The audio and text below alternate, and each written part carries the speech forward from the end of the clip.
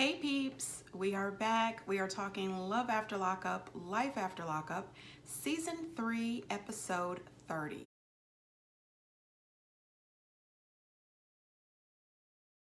John and Christiana. Now honey, listen, as I have said many times before, I love Christiana, John not so much. Okay, so the show starts out, you can see John outside cleaning up the old Firebird, and it turns out that he has had Bonnie and Clyde put on the back windshield. I said, you're taking this a little far, right? I mean, oh gosh. Anyway, Tara's in the house packing to leave, and John is outside doing everything he can to avoid talking to her because he feels awkward about the situation. So when Tara comes out to leave, she mentions that she's going back to Dubuque. I said, Dubuque? Dubuque is where you guys always end up getting high. And then she says that she's gonna move back in with her ex-boyfriend for a little while. I said, wait a minute. Wasn't that the ex-boyfriend that she was allegedly doing meth with in the basement? Wasn't that the ex-boyfriend that allegedly was whooping her butt? Oh my gosh, they don't have any family or any relatives. They don't have a rehab center somewhere that she can do inpatient in. Oh wow, I was not okay with that. Then John tells her that she can't come back to the house because she informs him that once she's all settled and she thinks that Christiana is settled, she'll be back to see her sister. John doesn't want any parts of that.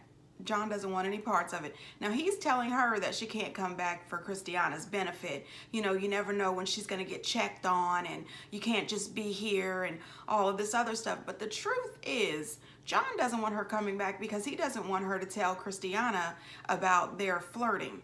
The thing is, she could tell her that over the phone, through text message, anything. It's gonna come out sooner or later. And John wants to hide it. Tara wants to put it out there.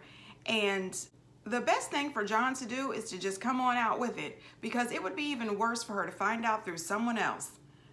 Christiana is lucky. John has recently bought a lot of new things, you know, cars, a pool, new furniture. The house is getting all redone. And it wasn't like that when I came here. But I don't know, he was in prison for 14 years for fraud. I mean, where's he getting all these things? Well, that was very interesting, right? I wonder where John is getting all of this money.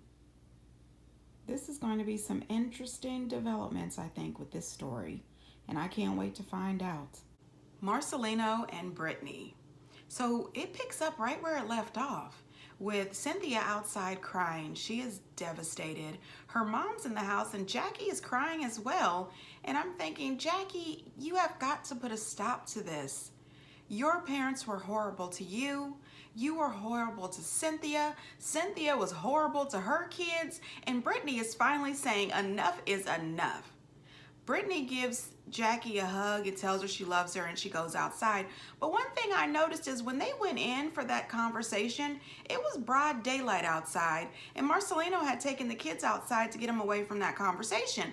By the time all of this was over, it was pitch dark, and the kids were in the car.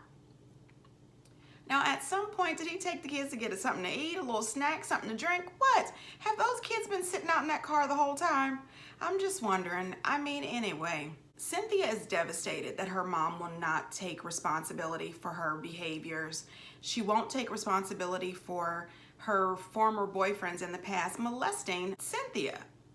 I'm going to say alleged. In my opinion, I think that Cynthia is telling the truth, but I have to say alleged for legal reasons.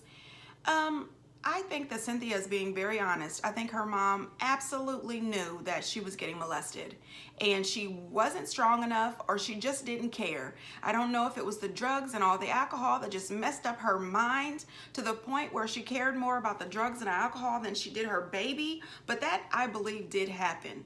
And, I found out, because, I'm new to this show, that Brittany was molested as well from the age of 12 to 17 from some 30-year-old man. And I said, well, dag on it. This family is on a terrible, terrible, vicious cycle. And they have got to get off. They have got to get off this train. Brittany has got to let the buck stop there so that she can continue on raising her kids without incident. Her children do not need the alcohol, the drugs, the abuse, none of that. I am Team Marcelino. Keep the kids out of this. This is way too much. So Brittany explains to her mom, it's okay. It really is. It's okay that Jackie doesn't want to step up to be responsible for her part in this. What you have to do is forgive yourself, face these issues head on, and move forward. You have to move forward for your own sobriety, for your own sanity. You cannot live in this past. You cannot let anything that happened in the past stop you from moving forward in the future. My advice to Cynthia would be, from that moment on, that crap that happened to you in the past, goodbye. It's over. You're sorry for your part. You're moving forward. You have to forgive Jackie just to have peace for yourself. I really wish that they would have had a therapist there or some sort of sobriety coach or something. That would have been extremely helpful. Marcelino made a point and he said, this is a double-edged sword. She could either take this and move forward with her sobriety, or she could use this as a reason to go back into continuing down the path she is on, which is leading her to her own demise with all these drugs and alcohol. And my thing is this: don't do it to yourself, Cynthia, and don't do it to your family, especially your grandchildren. Don't pull them down into this abyss of addiction with you. Then we see them at their family cabin, and Gil, Brittany's dad / stepdad, shows up with Shannon, and I'm thinking that Shannon is his new girlfriend, and Cynthia was decked out. Okay, Cynthia had put some makeup on, she put her nice blouse on, and you know, she was smiling a little bit, and when he gets there, you could tell that she was really happy to see him. However, he wasn't happy to see her. He pulls Brittany to the side and he asked her, he said, why is she here? There is nothing here for her in Alaska, and there is nothing here for her with me. It is done, it is over. Brittany explains to him that she brought her there because she thought that she could do the same thing Brittany did in her journey for sobriety, could face her past head on and then decide to move on from there. And he gives her a very stern warning. Things are happening and good for you, and outside influences can change that and make it hard. I dealt with it for a long time. Make sure it doesn't interfere with raising your children. Protect yourself and protect your kids. Your mom is not your problem. I know you love her. This is it for me.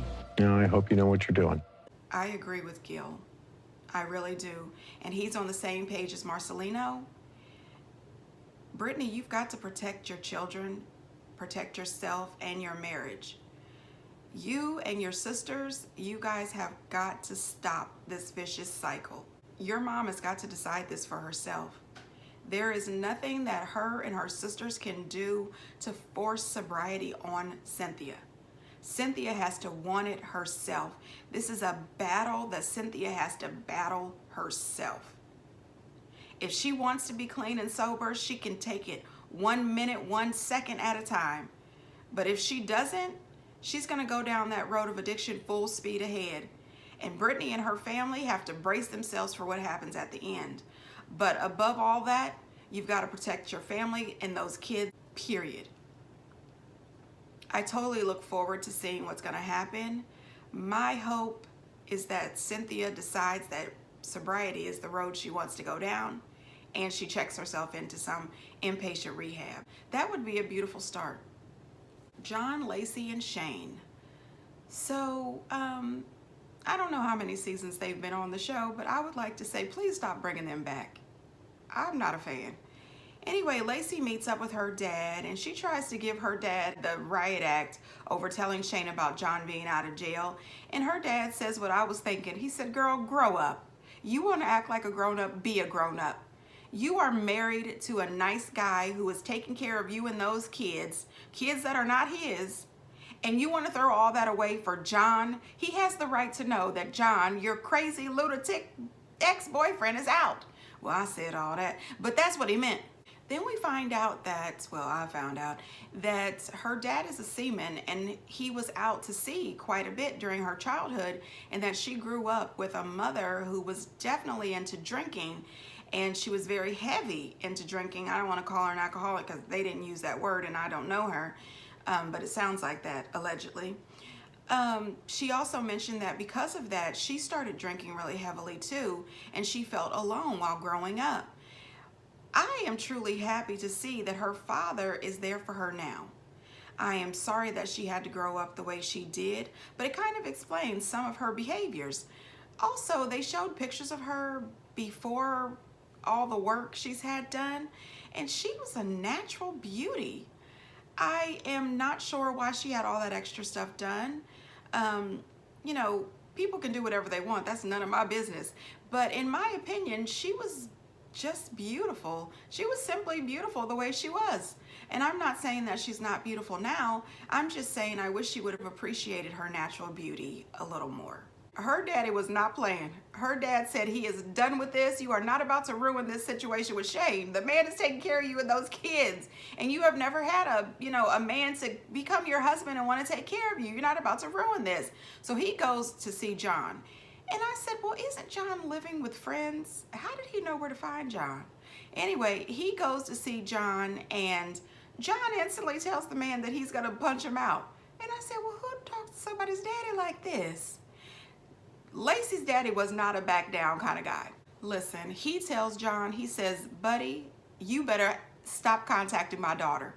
I want crickets. Do not reach out to her. Do not talk to her. Leave my daughter alone.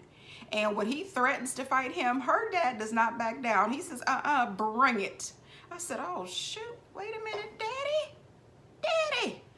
Anyway, luckily for us, John decides that he's not going to take the bait. He's not going to fight her father. He's not going to go back to jail. And I said, thank gosh that you were sober and can understand the situation enough to know that it is not a good idea to fight this woman's daddy. He says, I just wanted to ask her some questions. What do you want to know? Did she call the cops on me? Did she set me up? Damn right she called the cops on you, dumbass. I feel like a dumbass for even thinking that I love this girl. I just spent another 11 all months I'm in saying jail. is, leave Lacey alone, leave the kids alone, no threatening bull. Just leave my daughter alone.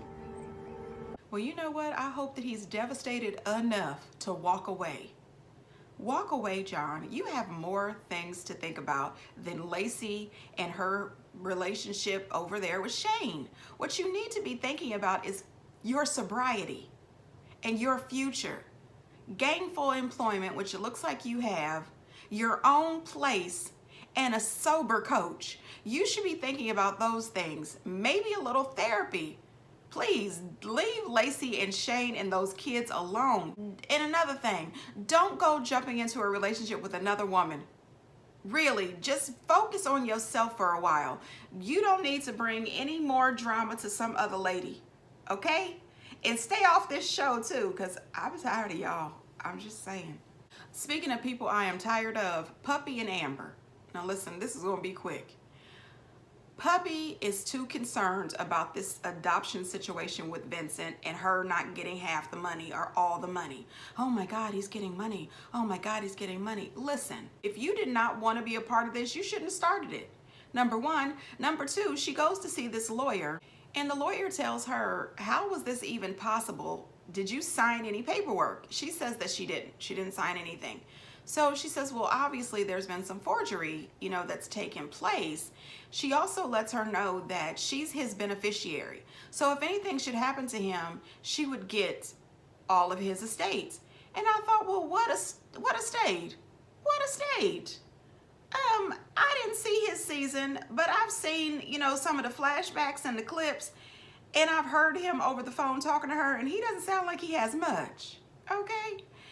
Girl, let this go. Then the lawyer informs them if they want her to continue on with this case, it's going to be $15,000. Puppy makes this comment that she should just knock him off. And I said, well, who talks like that in front of a lawyer?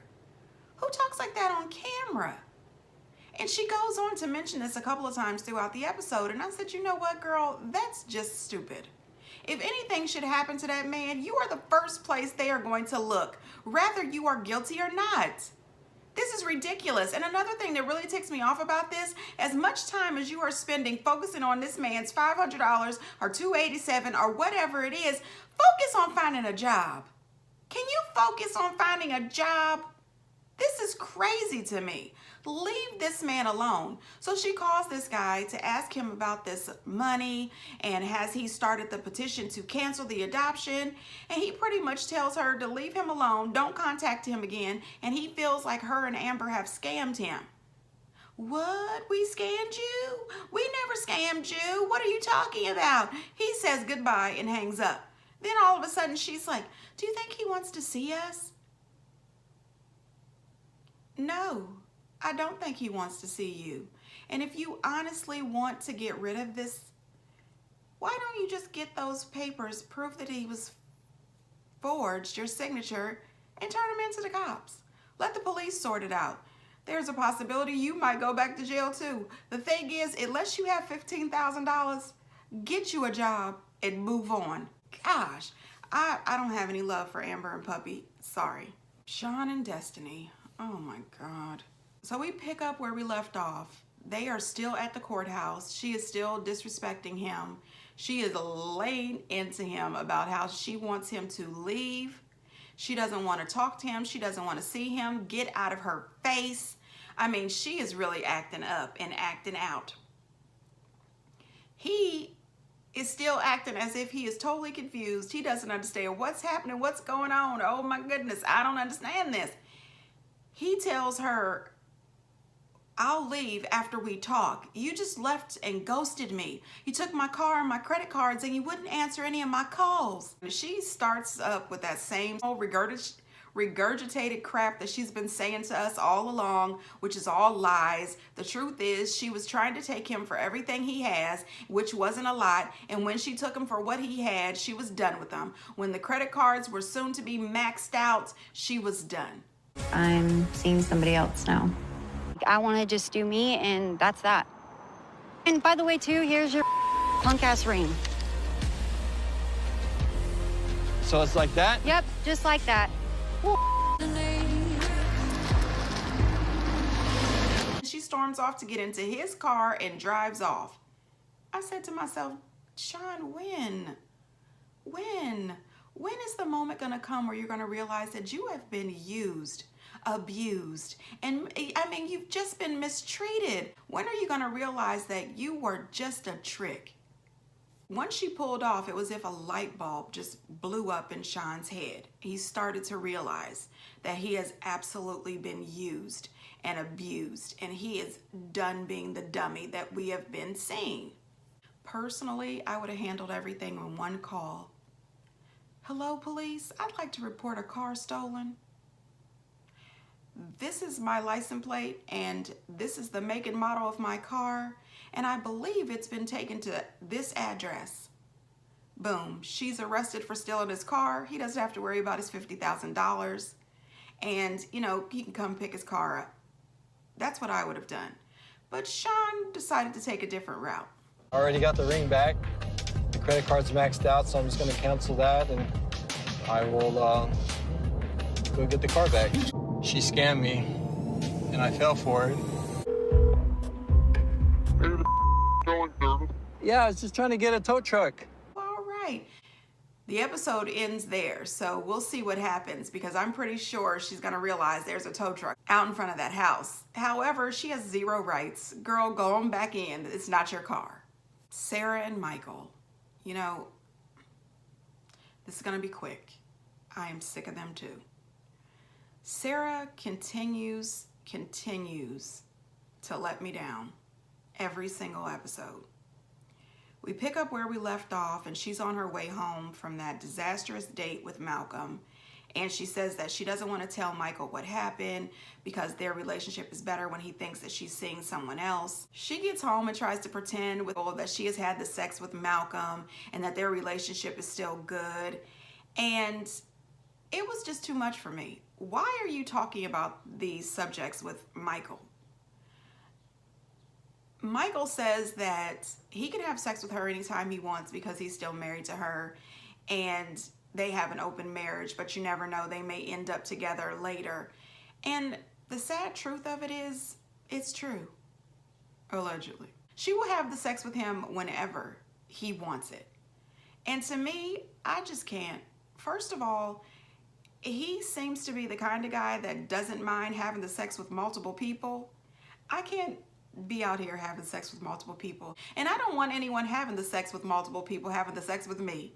You can bring me anything. Some stuff that's curable, some things that are not.